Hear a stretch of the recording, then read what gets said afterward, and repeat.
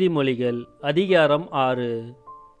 பிள்ளாய், உன் அடுத்திருப்பவரின் கடனுக்காக நீ பொறுப்பேற்றிருந்தால், அல்லது அந்நியர் ஒருவருக்காக பிணையாய் நின்றால், அல்லது உன் வார்த்தைகளை முன்னிட்டு ஒரு சிக்கலில் மாட்டிக்கொண்டால், அல்லது உன் வாய் சொல்லிலேயே நீ பிடிபட நேரிட்டால், பிள்ளாய், உன்னை விடுவித்து கொள்ள இப்படி செய். நீ அடித்திருப்பவரின் கையில் அகப்பட்டு கொண்டதால் விரைந்தோடி சென்று அவரை வருந்தி வேண்டிக்கொள். அதை செய்யும் வரையில் கண்ணயராதே, கண் இமைகளை மூடவிடாதே. நீ வேடன் கையில் அகப்பட்ட மான் போலிருப்பாய், கண்ணில் சிக்கிய குருவிக்கு ஒப்பாவாய். உன்னை தப்புவித்து கொள்ளப்பார். சோம்பேறிகளை எறும்புகளை பாருங்கள், அதன் செயல்களை கவனித்து ஞானமுள்ளவராகுங்கள். அதற்கு தலைவனும் இல்லை, கண்காணியும் இல்லை, அதிகாரியும் இல்லை. எனினும் அது கோடையில் உணவை சேர்த்து வைக்கும், அறுவடை காலத்தில் தானியத்தை சேகரிக்கும். சோம்பேறிகளே, எவ்வளவு நேரம் படுத்திருப்பீர்கள்? தூக்கத்திலிருந்து எப்போது எழுந்திருப்பீர்கள்? இன்னும் சிறிது நேரம் தூங்குங்கள், இன்னும் சிறிது நேரம் உறங்குங்கள். கையை முடக்கி கொண்டு இன்னும் சிறிது நேரம் படுத்திருங்கள். வறுமை உங்கள் மீது வழிப்பறி கல்வரை போல் பாயும். ஏழ்மை நிலை உங்களை போர் வீரரைப் போல் தாக்கும். போக்கிரி அல்லது கயவன் தாறுமாறாக பேசிக்கொண்டு அலைவான்.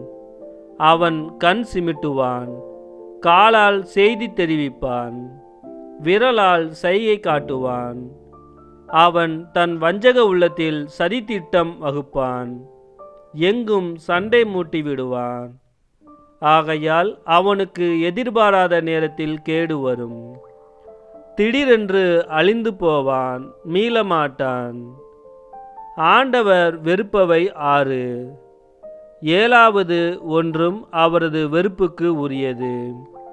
அவை இருமாப்புள்ள பார்வை, பொய்யுரைக்கும் நாவு, குற்றமில்லாரை கொல்லும் கை, சதித்திட்டங்களை வகுக்கும் உள்ளம், தீங்கிழைக்க விரைந்தோடும் கால், பொய்யுரைக்கும் போலிச்சான்று, நண்பரிடையே சண்டை மூட்டிவிடும் செயல் என்பவையே.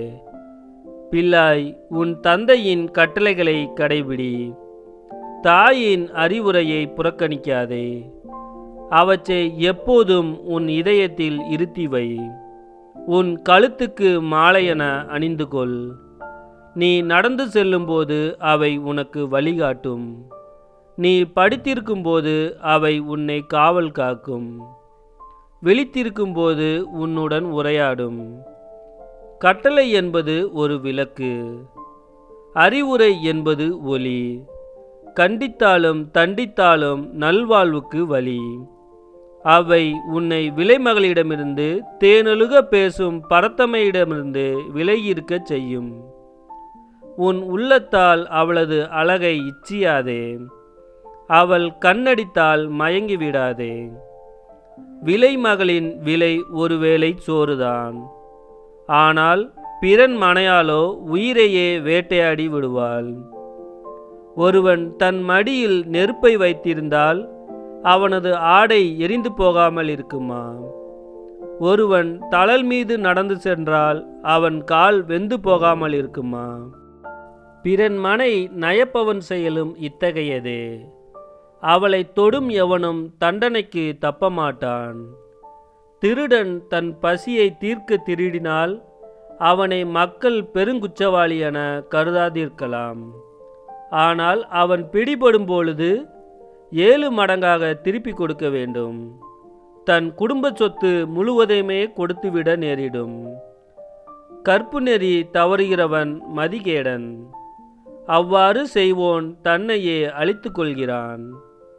அவன் நைய நொறுக்கப்படுவான், பழிக்கப்படுவான். அவனது இழிவு ஒருபோதும் மறையாது. ஏனெனில் தன் மனைவி தனக்கே உரியவள் என்னும் உணர்ச்சி ஒரு கணவனிடம் சினவெறியை உண்டாக்கும். பழி தீர்த்து கொள்ள வாய்ப்பு கிடைக்கும் நாளில் அவன் இரக்கம் காட்ட மாட்டான். சரியீடு எதுவும் ஏற்றுக்கொள்ள மாட்டான்.